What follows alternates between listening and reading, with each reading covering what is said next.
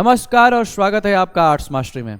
इस वीडियो में हम लोग क्या जानने वाले हैं? इस वीडियो में हम लोग चर्चाएं करने वाले हैं जो क्लास 12 का राजनीति शास्त्र का पार्ट 1 है, समकालीन विश्व की राजनीति, उसका जो चैप्टर 1 है शीत युद्ध का दौर, जिसका पार्ट 1 वीडियो हम लोगों ने पहले ही इसका अपलोड हमने कर दिया हुआ यूट्यूब चैनल पे। आप अभी तक नहीं देखे हुए हैं तो उसको जाकर देखिए इस वीडियो को देखने के बाद, और समझिए कि कैसे बिहार बोर्ड क्वेश्चन पूछता है और कैसे शब्दों की हेराफेरी की जाती है। इस वीडियो में हम लोग क्या चर्चाएं करने वाले हैं, उसी के आगे कैसे बिहार बोर्ड क्वेश्चन पूछता है, उसी चैप्टर से रिलेटेड कुछ और क्वेश्चन की यहां पर चर्चाएं करने वाले हैं। तो बने रहिए हमारे साथ। आइए स्टार्ट करते हैं अपने वीडियो को। एज यूजुअल हम लोग जानते हैं कि हमारे सामने वीडियो स्टार्ट करते ही हमारे सामने एक लाइन रहती है, मोटिवेशनल लाइन रहती है।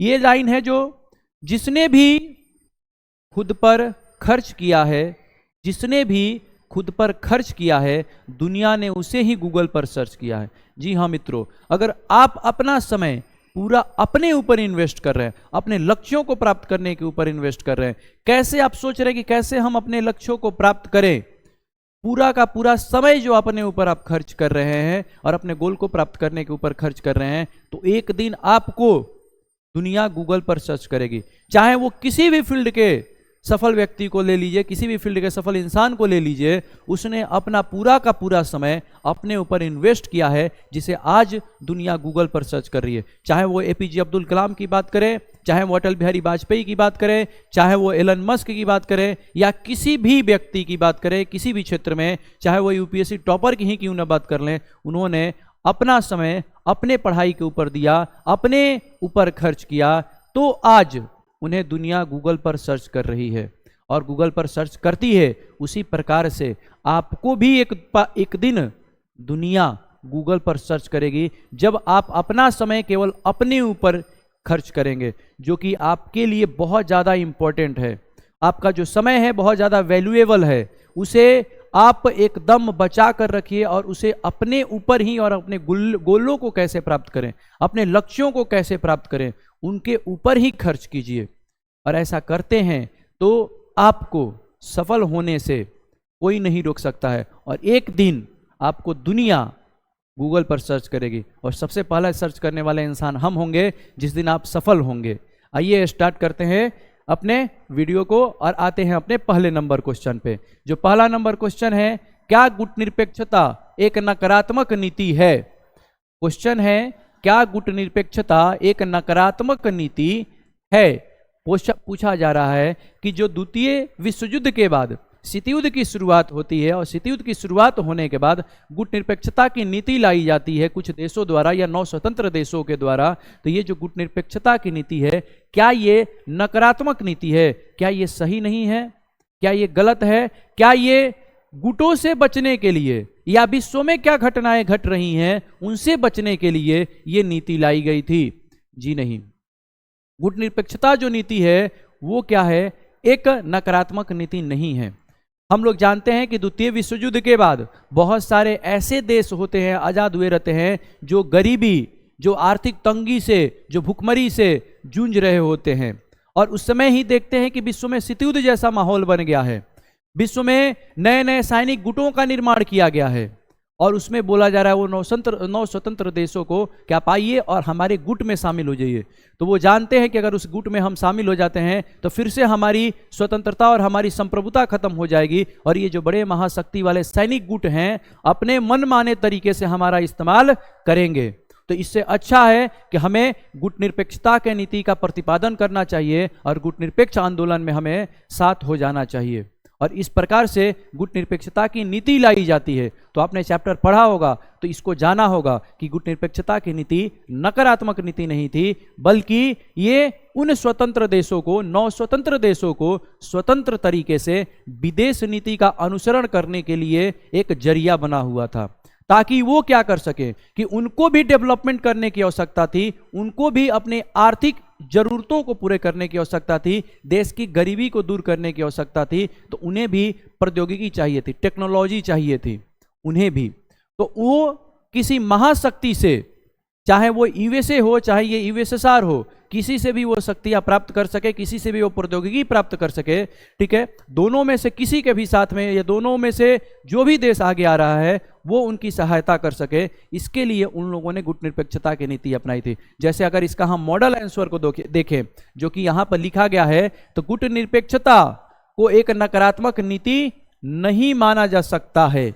क्यों नहीं माना जा सकता है? क्योंकि द्वितीय विश्व युद्ध के पश्चात स्वतंत्रता प्राप्त करने वाले गरीब और विकासशील देशों के समक्ष कई प्रकार की समस्याएं थी। एक तरफ वे शक्तिशाली देशों के आश्रित बनकर उनके हितों की पूर्ति का साधन नहीं बनना चाहते थे, तो दूसरी तरफ इन देशों को शक्तिशाली देशों की सहायता की आवश्यकता भी थी। मतलब वो नहीं चाहते थे कि हम किसी भी गुट में शामिल हो जाएं और उस गुट में शामिल होने के बाद जिस देश का वो गुट है उस पे आश्रित हो जाएं, वो नहीं चाहते थे।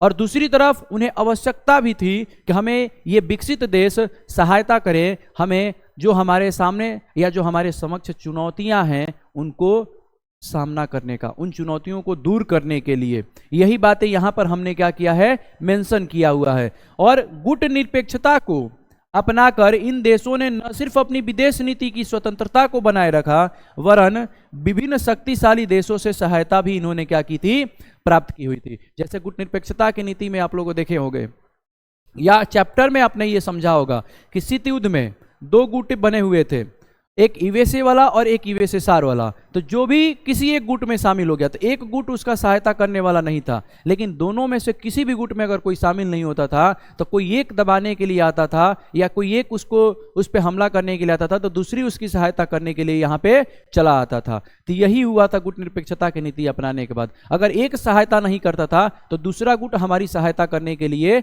आगे आ जाता था। ऐसा एग्जाम्पल हम लोग बहुत बार देख सकते हैं, भारत को भी लेकर देख सकते हैं। 1971 में जो घटनाएं घटित होती है उसको हम यहाँ पे एग्जांपल लेकर देख सकते हैं कि हमारी सहायता करने के लिए यूएसए नहीं आता है, लेकिन यूएसएसआर हमारी सहायता करने के लिए क्या हो जाता है, आगे निकल कर आ जाता है। यूएसए पाकिस्तान की सहायता करने के लिए जाता है, लेकिन यूएसएसआर हमारी सहायता करने के लिए आगे आ जाता है। तो कह सकते हैं कि गुट निरपेक्षता की नीति जो है वो नकारात्मक नीति नहीं है। गुट निरपेक्षता की नीति अपनाकर ही हम अपने स्वतंत्र तरीके से विदेश नीतियों का अनुसरण किए और आज तक हम अपनी संप्रभुता को बचा कर रखे हुए हैं। आइए आते हैं अपने नेक्स्ट क्वेश्चन पे। नेक्स्ट क्वेश्चन, उससे पहले हम लोगों ने या हमारे बताने के तरीके से आप अवगत हो चुके होंगे कि एक हम क्वेश्चन को हिंदी मीडियम में भी दिखाते हैं और दूसरे जो पेज पे होता है वो इंग्लिश मीडियम में भी क्वेश्चन होता है, ताकि जो इंग्लिश मीडियम में है वो उनको भी उसका एक पता चल सके मॉडल आंसर कि हम उसमें क्या लिख सकते हैं। तो यहाँ पर जो इंग्लिश मीडियम वाले हैं वीडियो को रोककर इसको देख सकते हैं कि यहाँ पर कैसे मॉडल आंसर को यहाँ पर लिखा गया है या क्या मॉडल आंसर हो सकता है कि is non alignment a negative policy, उसके बारे में यहां पर वो क्या कर सकते हैं, पढ़ सकते हैं। आइए आते हैं अपने नेक्स्ट क्वेश्चन पे। नेक्स्ट क्वेश्चन है मार्शल योजना क्या है। मार्शल योजना क्या है? तो समझिए, द्वितीय विश्व युद्ध के बाद बहुत सारे ऐसे यूरोपीय देश थे जिन्हें आवश्यकता थी आर्थिक सहायता की, तो अमेरिका के उस समय के तत्कालीन जो विदेश मंत्री हुआ करते थे, कौन, जॉर्ज सी मार्शल, उनके लिए एक योजना लाई जाती है, उनके द्वारा एक योजना लाई जाती है ताकि वो जितने सारे यूरोपीय देश हैं जो आर्थिक रूप से सहायता प्रदान करना चाहते हैं या आर्थिक रूप से अपनी जरूरतों को पूरा करना चाहते हैं तो उनको हम आर्थिक सहायता प्रदान कर सके। इसके लिए जॉर्ज सी मार्शल के द्वारा, जो कि अमेरिका के उस समय के तत्कालिक विदेश मंत्री होते हैं, उनके द्वारा लाया जाता है। इसीलिए इसका जो नाम होता है उन्हीं के नाम पर रखा गया है मार्शल योजना, उन्हीं के नाम पर रखा गया है मार्शल योजना। आइए यहां पर पहले देख लेते हैं उसके आंसर को क्या है कि मार्शल योजना एक का तात्पर्य 5 जून 1947 को तत्कालीन अमेरिकी विदेश मंत्री जॉर्ज सी मार्शल द्वारा घोषित एक योजना से है। और इस योजना का लक्ष्य होता है कि अमेरिका द्वारा यूरोप के उन राज्यों को वित्तीय सहायता देना तथा जो इसके लिए तैयार थे। यूएसएसआर को भी बोला गया था कि हम आपको भी वित्तीय सहायता क्या कर सकते हैं, दे सकते हैं, आप भी हमारे साथ में शामिल हो जाइए। यूएसएसआर के साथ में जो शामिल देश थे उनको भी बोला गया था कि हम आपको भी वित्तीय सहायता दे सकते हैं, आप हमारे साथ में शामिल हो जाइए। लेकिन यूएसएसआर को ऐसा लगा था कि अमेरिका अपनी राजनीतिक विचारधारा को हम पर इसी के तहत क्या करने वाला है, थोपना चाहता है। तो इसलिए हमें क्या करना है कि इसमें शामिल नहीं होना है। और वो मार्शल योजना के तहत अपना लाभ क्या करता है, नहीं प्राप्त करता है, और साथ ही साथ अपने जो साथी देश होते हैं उनको भी वो क्या कर देता है, मना कर देता था। जो तैयार होते हैं उन्हीं को सिर्फ मार्शल योजना का क्या होता है, लाभ मिला रहता है।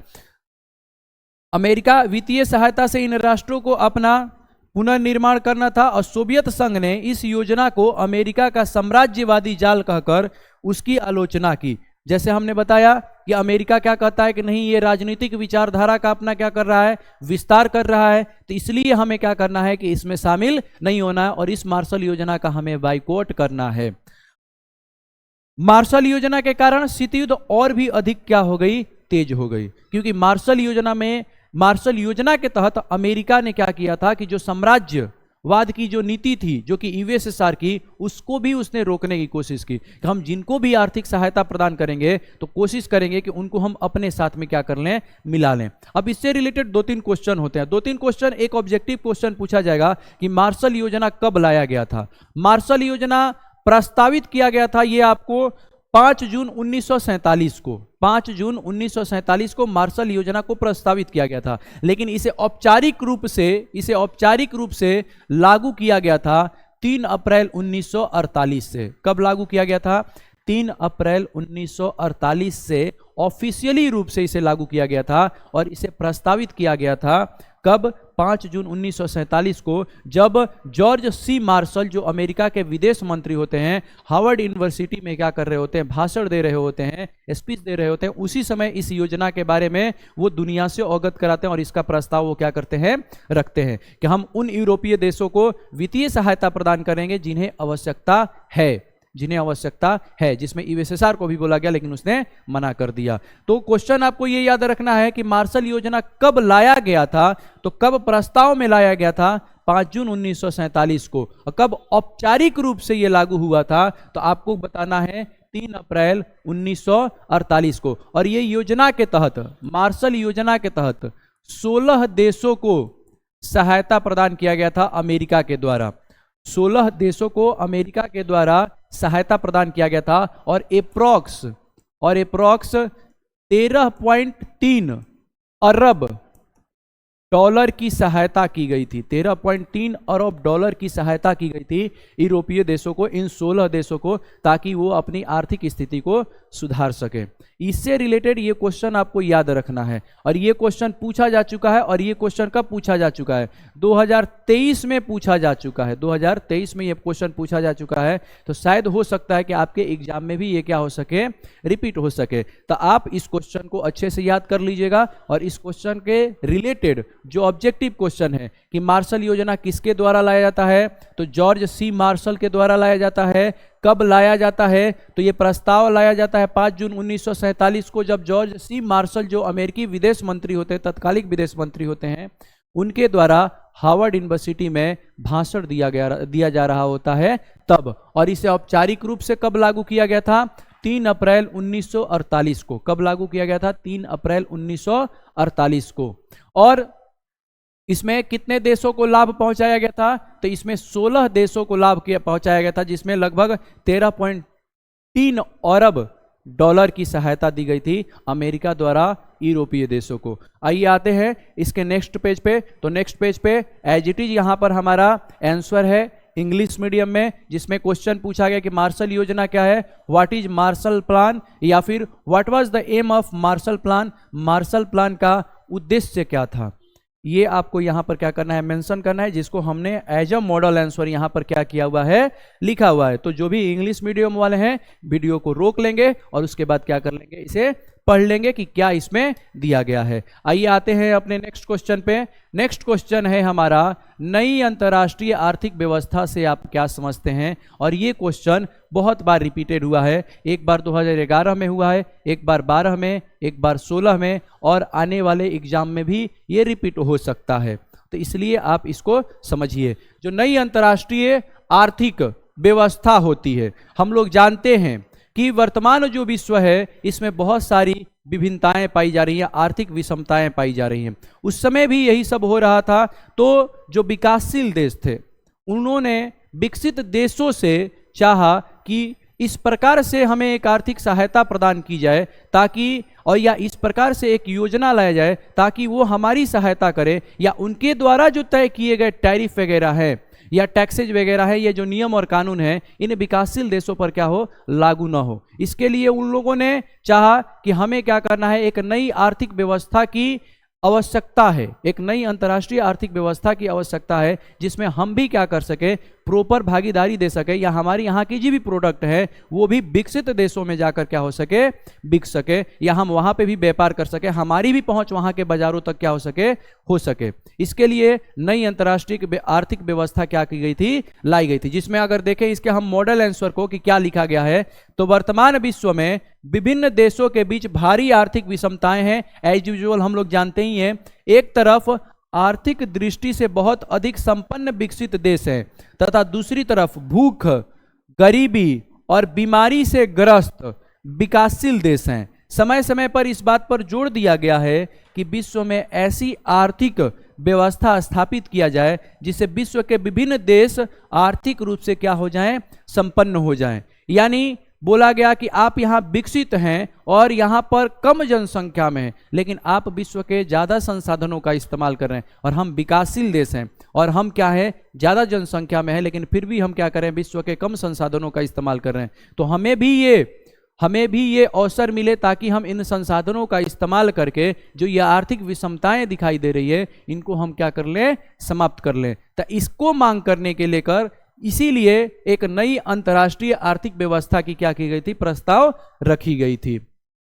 देखा जाए तो अतः एक ऐसी वैश्विक आर्थिक व्यवस्था जिसमें विकसित देशों के साथ विकासशील देशों को भी पर्याप्त विकास के साधन उपलब्ध हों को हम एक नई अंतर्राष्ट्रीय आर्थिक व्यवस्था का नाम क्या करते हैं, देते हैं। यानी कि जिस प्रकार से विकासशील देशों को संसाधनों का इस्तेमाल करने के लिए हर एक चीज उपलब्ध होता है, उसी प्रकार से विकासशील देशों को भी ये आवश्यकता है ताकि कि वो भी विश्व में जितने सारे संसाधन हैं उनका क्या कर सके, इस्तेमाल कर सके। बस इतना ही आपको क्या करना है, इस आंसर में क्या कर देना है, इसको मेंशन कर देना है, या आपने इससे रिलेटेड अगर कुछ और भी पढ़ा हुआ है तो आप उसको याद कीजिएगा और उसको लिखिएगा कि नई अंतर्राष्ट्रीय आर्थिक व्यवस्था से आप क्या समझते हैं। आपने अगर पढ़ा होगा कहीं पे भी, ऑनलाइन या ऑफलाइन कहीं पे भी आपने पढ़ा होगा, तो आप उसको लिखिएगा, और उसको अगर आप लिखते हैं तो वो जल्दी आपको याद हो जाएगा। हमने तो बस एक यहाँ पे मॉडल आंसर आपके सामने रखा हुआ है कि आप इसको एज इट इज ऐसे भी लिख सकते हैं, या आपने जो याद किया हुआ है उसको भी वहां पे क्या कर सकते हैं, मेंशन कर सकते हैं।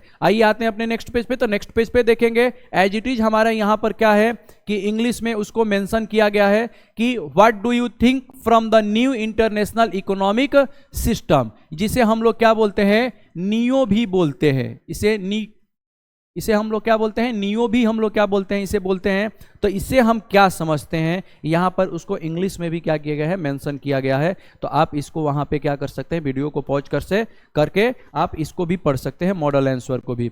आते हैं अपने नेक्स्ट क्वेश्चन पे। तो नेक्स्ट क्वेश्चन है हमारा, विश्व व्यापार संगठन का क्या उद्देश्य है। और ये जो क्वेश्चन पूछा गया है ये 2016 में पूछा गया है कि जो विश्व व्यापार संगठन है इसका उद्देश्य क्या है स्थापित करने का। उससे पहले अगर कुछ क्वेश्चन अगर देखें तो विश्व व्यापार संगठन का जो स्थापना है इसे 1 जनवरी 1995 में स्थापित किया गया है। और इससे अगर पुराना नाम हम देखें तो इसका पुराना नाम गैट, और उसी का ये क्या है, परिवर्तित रूप है विश्व व्यापार संगठन, जिसका हम मुख्यालय की अगर बात करें तो जेनेवा, कहां पर है, जेनेवा स्विट्जरलैंड में।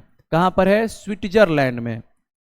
कहां पर है, स्विट्जरलैंड जेनेवा में आपको क्या होता है, दिखाई देता है विश्व व्यापार संगठन का जो मुख्यालय है, जिसकी स्थापना की गई थी 1 जनवरी 1995। तो ये आपको याद रखना है क्योंकि शायद हो सकता है ऑब्जेक्टिव क्वेश्चन में क्या कर दे, पूछ दे, या 1-2 बार पूछा भी जा चुका है। तो इसलिए ऑब्जेक्टिव क्वेश्चन के पॉइंट ऑफ व्यू से आपको क्या करना है, याद रखना है कि विश्व व्यापार संगठन की जो स्थापना है 1 जनवरी 1995 को की गई थी, और इसका जो मुख्यालय है वो जेनेवा स्विट्जरलैंड में आपको क्या होता है, दिखाई देता है।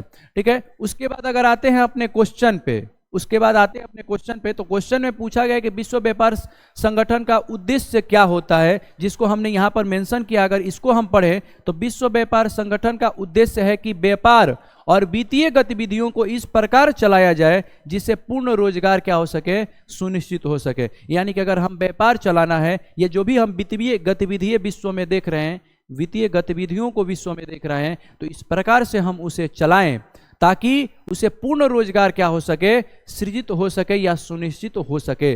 दूसरा अगर उद्देश्य की बात करें तो विश्व में उपलब्ध संसाधनों का उपयोग सतत विकास की दृष्टि से करना ताकि पर्यावरण की रक्षा और संरक्षण हो सके। यानी इस प्रकार से हम विकास कर रहे हैं ताकि हम पर्यावरण को भी नुकसान न पहुंचाए और उसकी रक्षा भी कर सके और उसका सुरक्षा भी कर सके, और आने वाली भावी पीढ़ी भी उन चीज़ों का क्या कर सके, इस्तेमाल कर सके।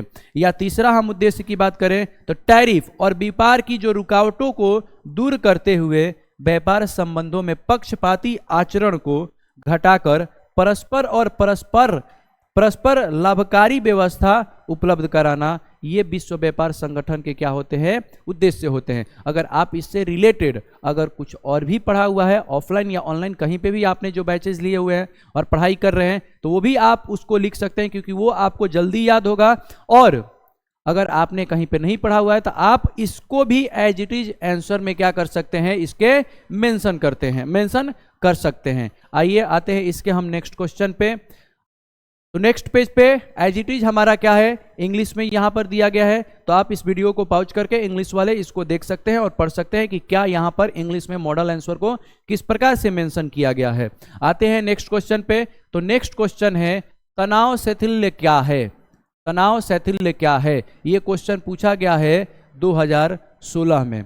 तो देखिए, शीतयुद्ध स्टार्ट होता है तब विश्व में अस्थिरता फैल जाती है। अब अस्थिरता फैलती है तो हमें क्या करना है कि जो टेंशन फैला हुआ है, तनाव फैला हुआ है, उसे शांत करने की कोशिश करनी है। और वही जो शांत करने की जो कोशिश है, और ये जो टेंशन है, ये संघर्ष जैसी जो स्थिति बनी हुई रहती है, वो जो शांत होता है तो वही तनाव स्थैर्य का दौर क्या कहा जाता है। और ऐसा दौर दो बार दिखाई देता है, एक 1960-70 के दशक में दिखाई देता है, और एक जब मिखाइल गोर्बाचेव क्या होते हैं, रूस की सत्ता जब उनके हाथों में यूएसएसआर की सत्ता जाती है, तो उस समय भी हमें क्या होता है, तनाव स्थैर्य की स्थिति दिखाई देती है, उसका दौर दिखाई देता है। और ये ऑब्जेक्टिव क्वेश्चन में पूछा हुआ है, तनाव स्थिति का पहला दौर कब दिखाई देता है और तनाव स्थिति का दूसरा दौर कब दिखाई देता है। तो इसलिए आप लोग याद रखिएगा। अगर यहां पर इसका मॉडल आंसर को देखें तो इसका जो अंग्रेजी शब्द है वो दितांत, ये फ्रेंच भाषा का शब्द है। किस भाषा का शब्द है? फ्रेंच भाषा का, जिसका शाब्दिक अर्थ होता है कि तनाव में